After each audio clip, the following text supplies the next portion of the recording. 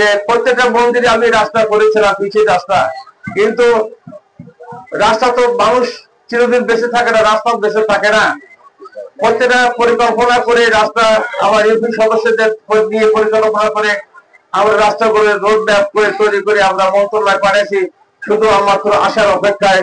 এইটুকু বলতে পারি, আর অতীতে আমি আপনাদের সাথে ছিলাম এবং যতদিন বেঁচে থাকবো আমি চেয়ারম্যান থাকি না থাকি, যেখানে থাকি বেঁচে থাকা পর্যন্ত আমি আপনাদের পাশে থাকবো, এই কথা দিলাম।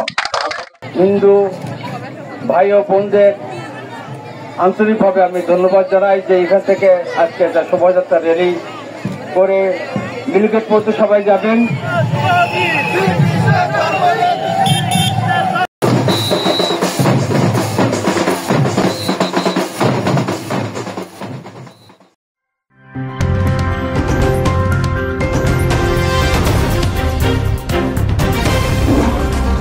Voice of Tiger.